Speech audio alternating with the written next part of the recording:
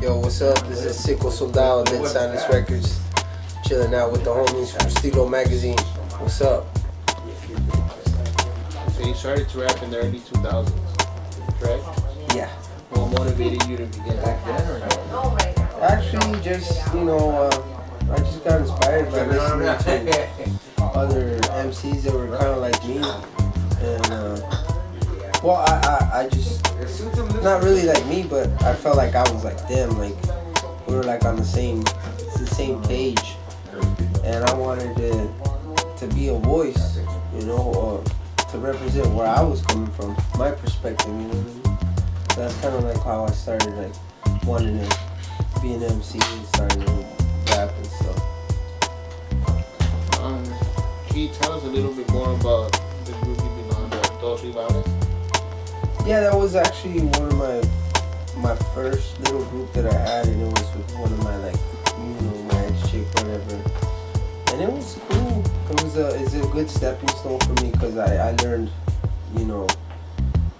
a lot from that group, because that's when I first got into writing lyrics and searching for beats and learning instrumentals and getting turntables and getting excited about the whole thing. So yeah, that was a really cool experience, and it was kind of crazy because it was with somebody that you're in a relationship with, which doesn't happen all the time. And it was cool, and it was challenging at times too, So, but it was definitely a good experience for me. Our sources said in 2002, after meeting Chemo, he decided to pursue a solo career, which is actually Dos Rivales. Yeah. He actually moved out here to California, and that was in 2003, I believe. Yeah, 2003 in summer 2003. Was it difficult for you?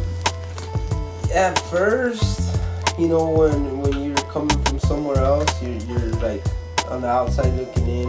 You think everything's cool, everything's easy. Like, I was coming from a place where, you rarely get to see hip hop shows. You rarely get to meet like really successful underground rappers that you listen to or that you look up to. And when I came to California, I felt like, okay, this is gonna be, cool, because now I can hook up with a lot of people. Now there's a lot of shows going down. There's a lot of, producers, MCs. And when I came down, I actually faced reality, and it's actually a lot harder in LA than it is anywhere else, because you got 3 times the people, 3 times the producers, 3 times the MCs. And not only that, like, I learned the hard way that, even like learning your way to drive around here, to get a job, to get an apartment, it was like, damn, it was overwhelming at one point, you know what I mean?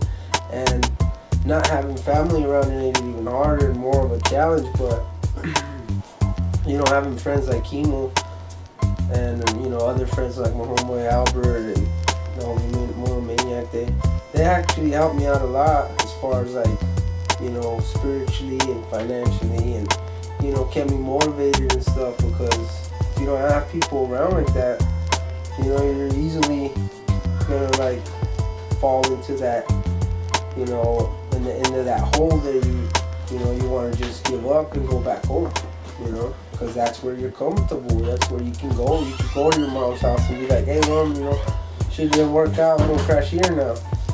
Instead, I just chose to be like, you know what, I'm just gonna do it, and I'm gonna try my hardest and try my best. And even if I don't become the biggest artist or don't become the biggest MC, I'm not gonna be that person that said I could have done this or I could have done that. You know what I mean? I want to be the person that's like, I did this and I did that, and I'm still doing this, regardless of fame or fortune, or I'm doing what I want to do, not what everybody else wants me to do. You know what I mean? And it's cool. It's helped me a lot, and it's helped me believe in my own self. And you start counting on you instead of trying to blame everybody else for your shit or what goes wrong in your life. I just decided to be like, you know what? This is my fault. This is what I wanted. This is what I asked for. Now I did my bed. Now I gotta lay in it. Regardless how hard it's gonna be, and life's not an easy thing, you know. So that was cool. That was a good learning experience, like moving from one city to a humongous city. You know what I mean? Like, cause this is not just any other city.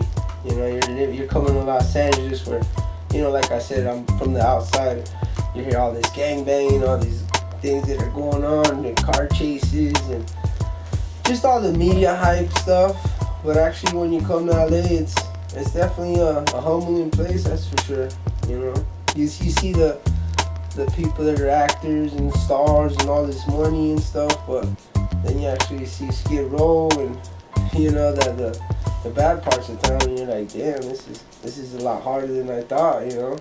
But yeah, it was definitely a cool experience. Yeah, I think for the most part, outsiders who come into LA, they think it's all glamorous and yeah, you know, the movies and all this, and then they hit downtown on 7th and Spring and they get shocked, like, what the fuck? Like, you know, I didn't expect this. Yeah, you know? That's definitely like a culture shock for me. Because even in El Paso, you have that, you know, but not as intense. Because, like I said, the city is 3 times bigger, so you got 3 times of everything: the good, the bad, and the ugly. You know what I mean? So it was crazy. It was cool though.